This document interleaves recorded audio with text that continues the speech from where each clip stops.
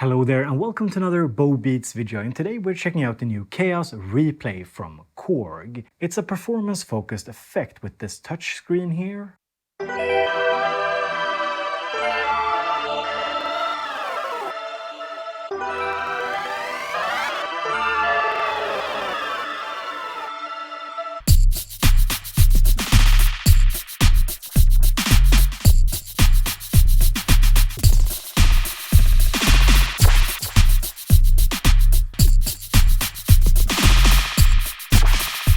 It's also a sample player and you can sample using it.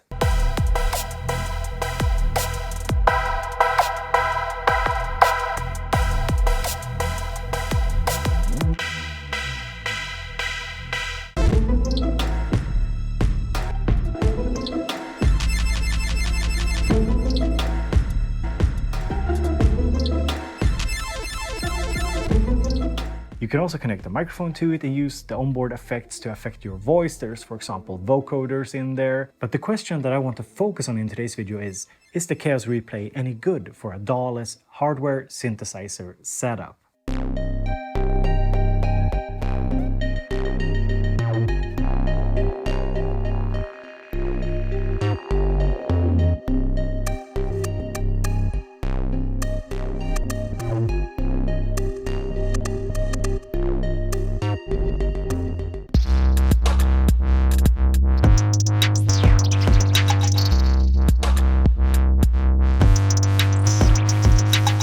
And not to get ahead of myself, but the answer is kind of. It depends on your needs. So we're gonna check out a couple of different examples where I use this in a way that makes sense to me as a synth nerd. And full disclosure, Korg sent over the KAOSS REPLAY to me free of charge, and the video has a sponsor, which is DistroKid, and it's a service that lets you upload your music to Apple Music, for example, and Spotify and Tidal and other online stores. And if you check the description of this video, there's a link, and you also get a discount if you use the link to sign up. I've been with DistroKid for many years releasing music, and I think they're a good, affordable service, and you should definitely go and check them out. More about them later. The KAOSS REPLAY might look a little intimidating, but I assure you, in terms of being a performance effect and a sampler, it's actually quite easy. So let's just go through it. So first up, we have these pads here. They are used to launch samples, one-shots, loops. You can even do full songs. From what I know, 30 minutes is the max length. You just press the pads here to launch samples, and then we can use this touch-sensitive display here in order to engage any effects like this high-pass filter.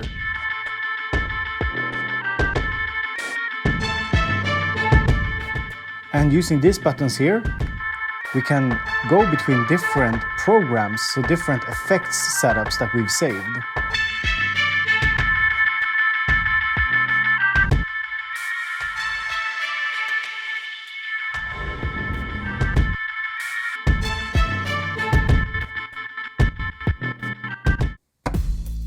And there's a depth knob that lets you set the level of the effect. And there's also the touch hold button that just holds wherever you press. There's also the pad motion button that lets you record a motion like this.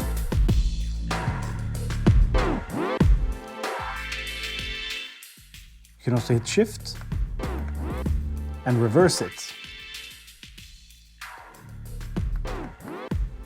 And to record, you just hold down. And you can record up till, I think, 12 seconds of motion.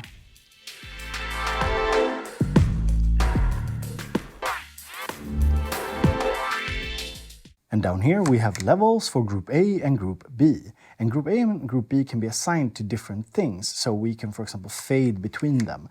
So for example, we could have a sample here running on Group B. So hold it down, just press the button here. And now we control the level. And we can assign this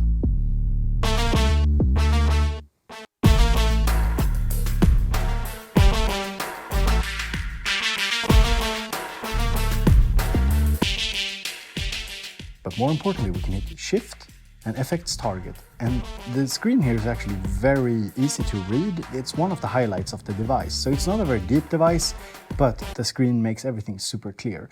So here we can select what of the sources are going to be affected by the effects. So we have line audio, for example, in USB audio, we have group A, group B, and we have the sampler and the mic. So we could remove, for example, a sampler and group B here, for example. And now I can high pass just the beat and the trumpets because they are on group A.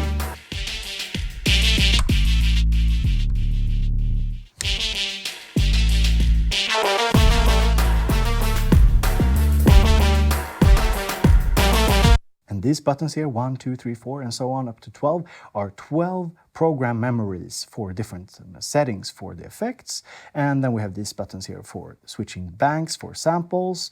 And we also have something called hot cue. I'll show that later in today's video. It's interesting. It's basically a way of creating segments of a longer sample that are stored on these buttons here.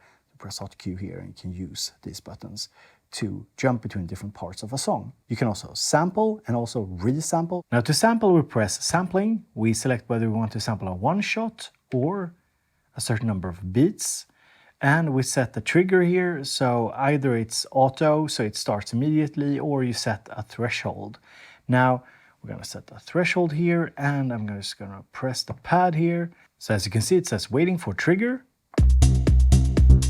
Just press play and it starts sampling. And now we can switch from the A group here, where the circuit tracks is, to the loop.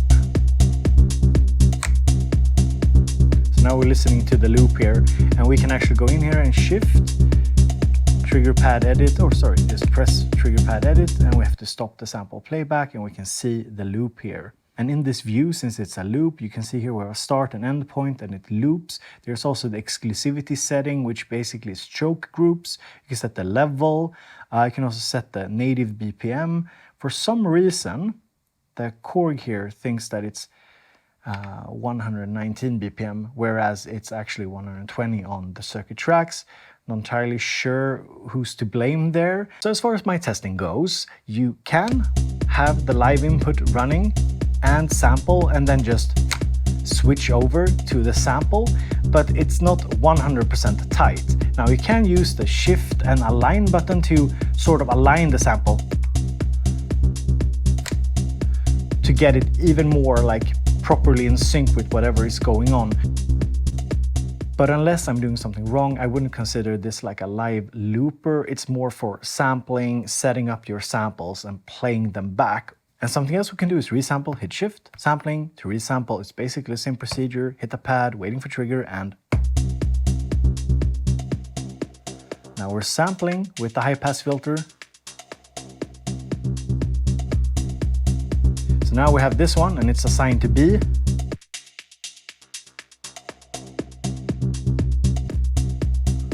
So we can just fade between them. And over here we have line and phono input, so we can turn that on and off. We have the mic input is over here. And we also have different settings over here. You can also use the device as a MIDI control surface. So we have these assignable faders that can be mapped to different CC values to control something else. Or you could use the X and Y pad here to control an external device. Now right off the bat, I want to bring up one negative thing that I want you to think about and that I hope Korg will actually improve with future firmware. You have this beautiful screen here, and it's very easy to understand what it's doing except for one thing, and that is I don't know exactly what's happening when I press the screen like this.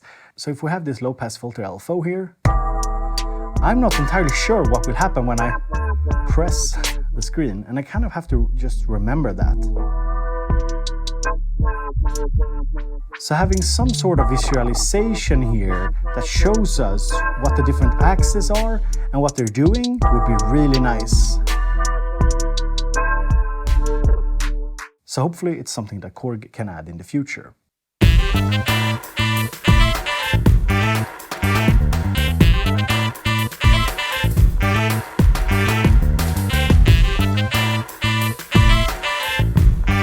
So in short, the KAOSS Replay is not so much an SP404, even though there are similarities in terms of it being an effects processor. It's more of a performance effect with some added sampling functionality. Now, the first and most obvious way of using the KAOSS Replay with a synth setup is as a master effect. And it has one little trick up its sleeve. You see here on the screen it says live rec. Basically, you have 100 minutes of record time, so you can live record whatever you're doing, whatever is happening on the device, what's going into the device, you can live record that as a master recording of your performance, which is actually quite nice. And in terms of just using it as a master effect, there's a bunch of different effects here. I think it's 128 effects total. And I won't go through all of them, but there's, for example, high pass filter,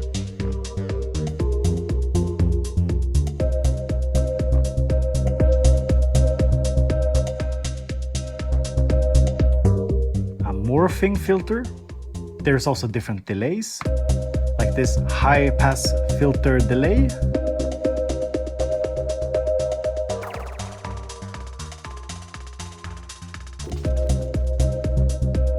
There's phasers.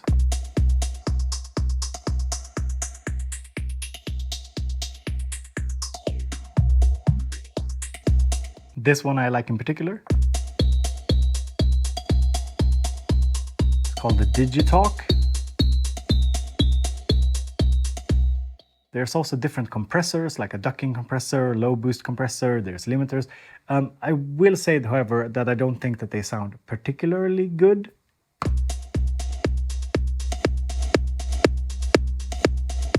I mean, maybe somebody, a DJ for example, could make use of them. I personally can't see any use for them, but yeah, they're in there. There's different kinds of distortion.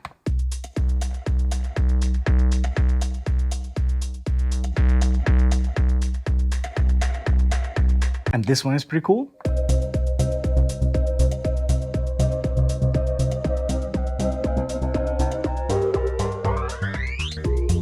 It's a ring mod high pass filter.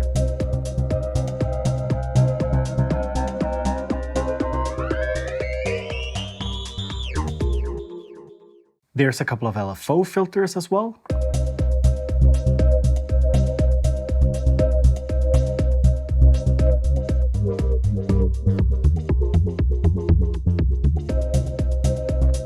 There's also a bunch of reverbs and delays, and also a bunch of different loopers, which are kind of interesting.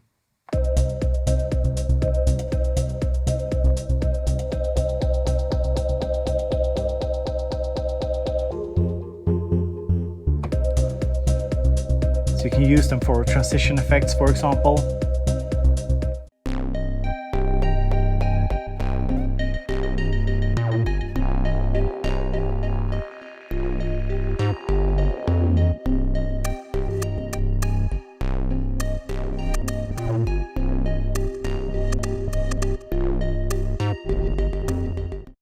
There's also a bunch of vocal-focused synthesizer effects like vocoders and stuff like that, which I won't go into detail about in this video. I'll focus on how I'm using it with a hardware synth setup.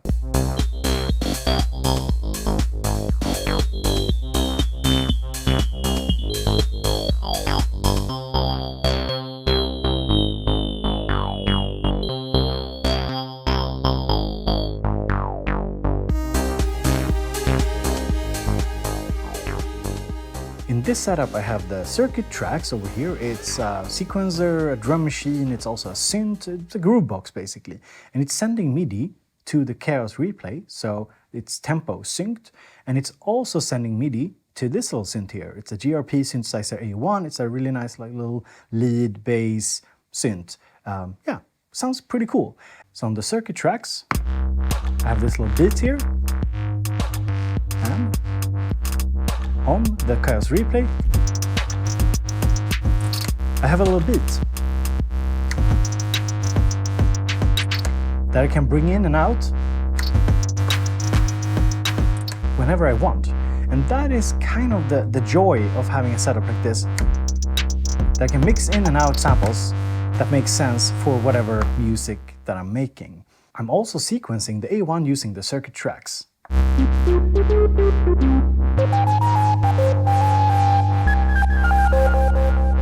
which lets me apply effects using the circuit track's built-in delay and reverb. So on the KAOSS Replay, I have two effects that I'm going to use for this little jam here. Now, they're a little bit different because if we press 7 here and I go Shift, Target, remember what I said earlier, you can set up different targets, so basically only group B is being sent to the effects, and that is the loop that I have here. So when I'm on effect 7, I can just bring in the loop. And when I'm on effect 6, the effect here, if we hit Shift, Target, you can see it's affecting everything.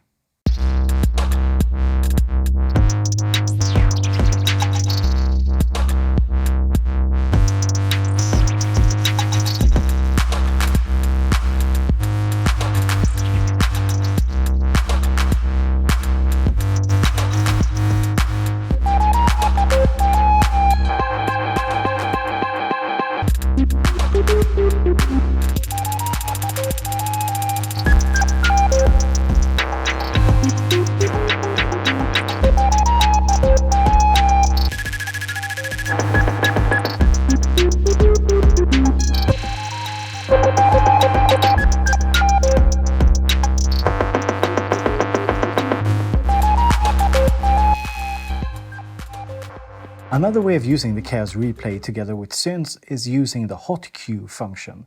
So this is similar to sample chopping, but you can't actually place the chops here on the pads. I don't know why. I would have loved that function to be able to chop up a sample and just have it, automatically assigned to different pads. So we have the hot cue button over here, and we have this longer sample. And if we hit Shift and hot cue, we can select the sample. And we get a view here of the sample. We can move around. And what we can do now is we can place different hot cues. You can also do this while the sample is playing, just holding down the sample and pressing the button here. And we're also going to turn on gate because I don't want it to keep playing after I press the button. And now we can select the second one, place it down. Third one. So what I'm going to do now is I'm going to play you a little bit here using the synths, and I'm going to play the samples back in real time and using some effects here on top of that, only affecting the samples. So that's one way you could use the KAOSS Replay together with a little synthesizer setup.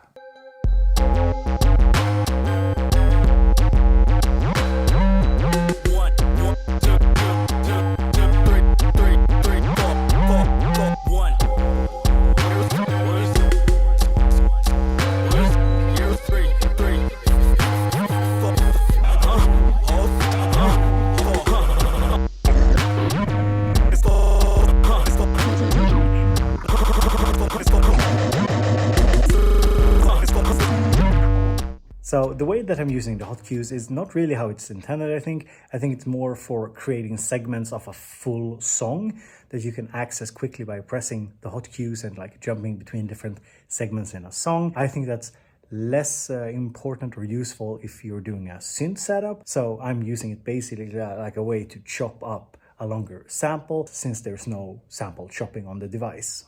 Now, I do have some personal opinions about the KAOSS Replay, but before I share those, here's a word from today's sponsor.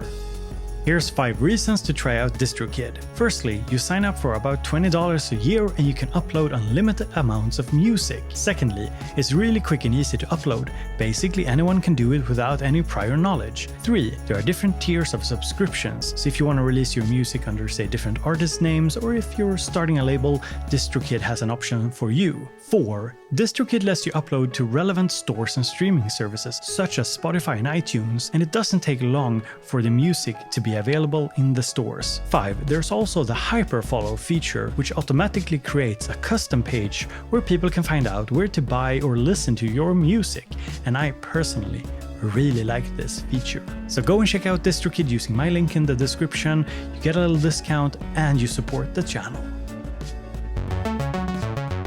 If you haven't guessed it by now, the KAOSS Replay is, for me, best viewed as a performance effect with some sampling capabilities, which is nice, but it's not something I would use a ton. I think it makes sense for a live setup, switching between loops and the live input, affecting them, or just using it as a master effects unit for your hardware synth setup. That makes a lot of sense. The hot cue functionality is fun, but it's not something I would personally use. So I think what Korg has done here is they try to make a device that works really well standalone if you just want to perform using a couple of loops or even just playing back stems, for example. But for a synth nerd like myself, there's a few things that I'm sort of missing. And I think what I'm primarily missing here is some sort of sequencer. With this big screen here, it would be a no-brainer to have some sort of basic step sequencer so I could build up a beat on it. But I understand if that's not the route that Korg want to take this. Maybe they want to keep it focused as more of this performance tool and not so much a production tool. But I do feel that it's a bit of a missed opportunity given how nice the screen is. As far as the effects go, I think that they're really nice. That's the big unique selling point for me. And maybe I'm just not that in love with the sampling and sampler functionality of this device. I also have a lot of other more capable samplers. So, I mean, maybe it's just not for me. And I haven't talked much about using it with a microphone because it's really not something I do for my music, for my synth setups. But in my testing, the microphone input works well with the onboard effects. It's basically what you'd expect. And Korg, if you're listening, here are two things that I'm dying to have on the device. So hot cue is really nice. You can split up the sample in different sections, play them back. I would love to have the ability to then take those cues and export them onto the pads. So I could basically have a longer recording and then chop it up onto the pads. And secondly, I would love to have graphics on the interface here so I see what I'm actually doing when I'm performing using it. So yeah, those were just some spontaneous thoughts. I really like the effects section, but overall it might not be the perfect device for somebody like myself. But you let me know down in the comments if it is for you or not. Hope to see you in another video.